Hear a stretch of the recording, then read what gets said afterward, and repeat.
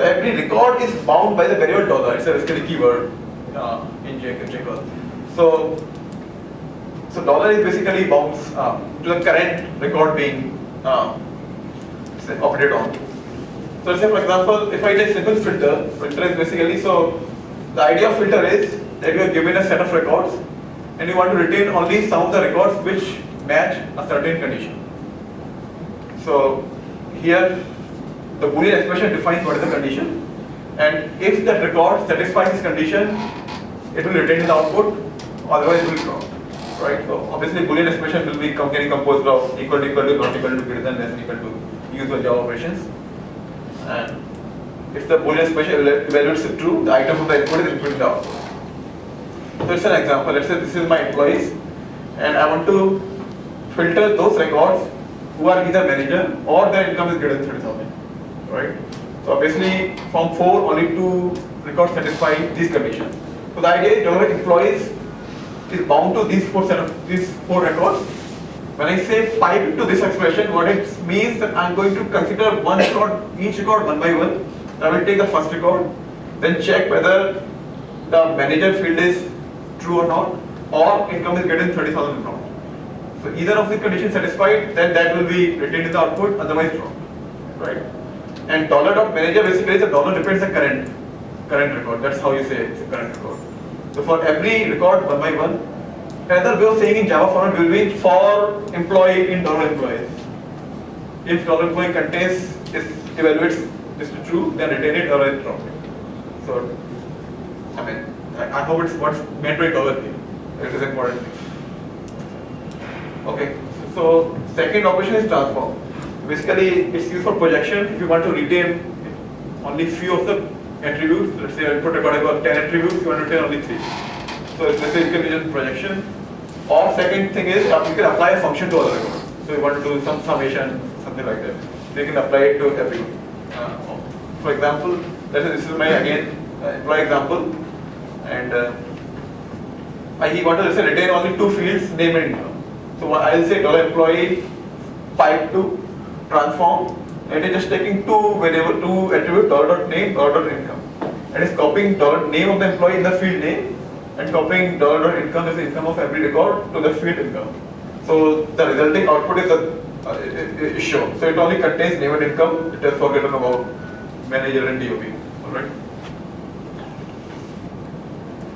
Now what you can do is probably you can rename the field. For example, if you want to say I don't want income, but I want that to be going to attribute name salary, so you will take salary : $income. What it means, it is going to fetch income attribute and then put it in the field salary. So this you can rename. The first is the projection, second is the renaming of field. Third is you apply any functions. For example, I can say age is equal to 2010 minus $.dob.year. Right? So dollar will again you mount to one record. $.dob will give the DOB field of the record being processed, and .year will give the year. And when you subtract 2010, you get the age of the person in years. So the output here is name, employee name, and the age. Alright, so that way, this is the example. The first is projection, second is renaming of field, third is that way you can apply any function to it. You can probably say something like that, tax equal to income divided by 30%, income divided by 30%. That will definitely gives you the tax that are quite passing. So, okay, the third is group by, so similar to SQL, same functionality of group by, so you can. So the syntax is $input pipe to group by, and then you have to specify what are the grouping items you are grouping on, and then expression whether you want to sum, count, max, min, average, whatever. Alright. So this is an example. Let's say this is your employee data. Let's say it's contains around 8 records, 7 records. Let's say I want to group. So the structure is ID, employee ID, department is the department ID. Let's say band gives the band of the employee, and then what's salary. So let's say I want to find out for every department the total cost of the company. So I will group by $department into sum of all the employees in the department, their incomes. So what I say group by $department, that is grouping by department, and that's after into you describe how is the structure of the output is going to look like.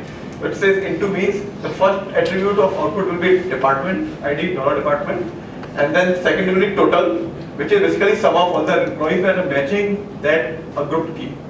So that dollar star basically represents all the records matching a grouping key, right? So there's a department equal to 1 will be around 4 employees. So that dollar star for that ID equal to 1 will have 4 records. And again, dollar star dot income, as we discussed on the second slide, dollar star dot income will get the output of that will be an array which will have 4 elements, and each element will be the income of the corresponding employee. And when you do sum on it will just sum the 4 values. So that's how output you get. You get department equal to 1 and total equal to 51,000, for department 2 you get 20,000. And similarly, if you sum it would mean max, average, whatever the usual SQL operations. Okay. Now again, if you want to change the name, probably you can say $.department group equal to $department. $.department should be known. So instead of the output of this query will be the same, only the name will be changed. Instead of department, you will get department group. Okay, if you want to group on multiple keys, so you have to say like this: $department group equal to. So basically, curly bracket represents the adjacent record. So you just say I am grouping on 2 fields, department and man. So basically, it is group by on the 2 keys. It's like you do in SQL group by on 2 keys. It will do group by on 2 keys.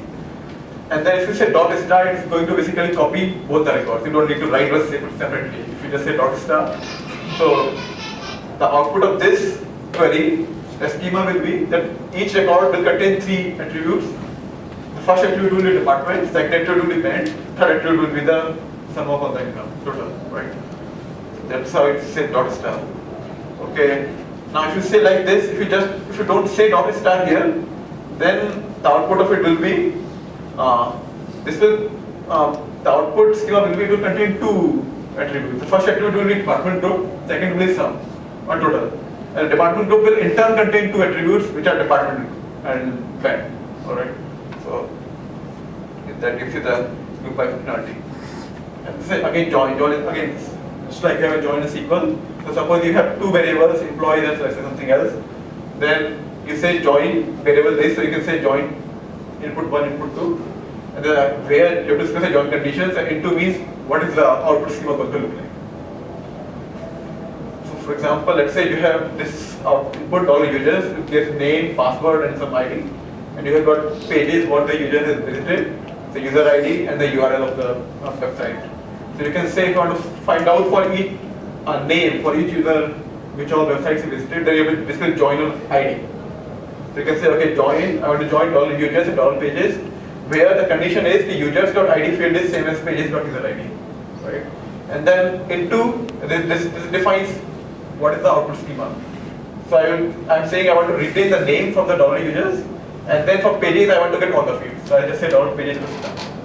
So the output is going to look like this. So name you get John Doe, and ID is 1, which matches to 2 URLs. So you get basically for John Doe 2 records are there.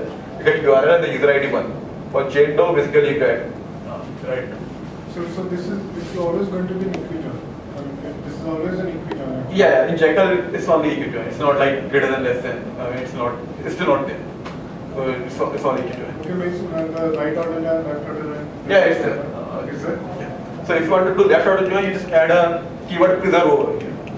So you say if I want a left order join, I will say join preserve $users, $pages. If I want a right order join, I will say join $users, preserve $pages. If I want full order join, I will say join preserve $users, preserve $pages.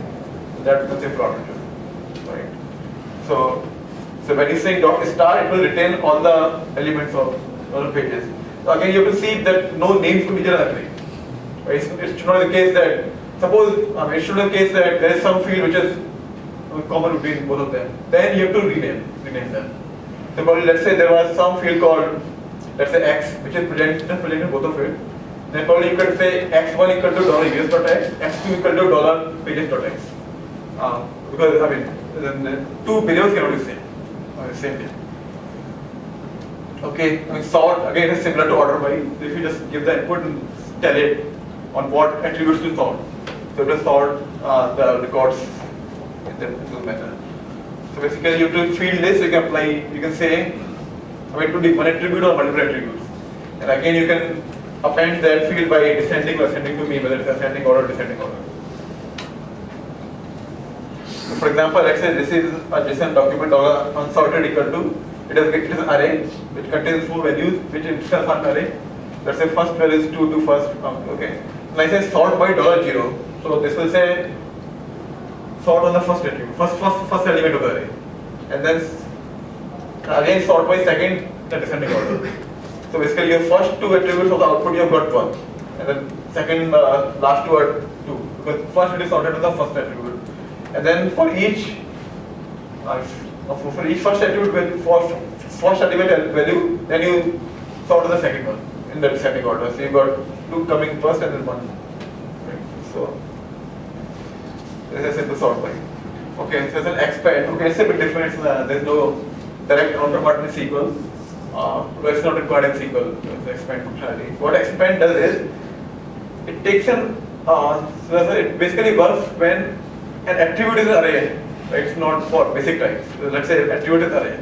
So it takes the values for each record. It fetches the value of that array attribute, and then just makes a union of them. Right.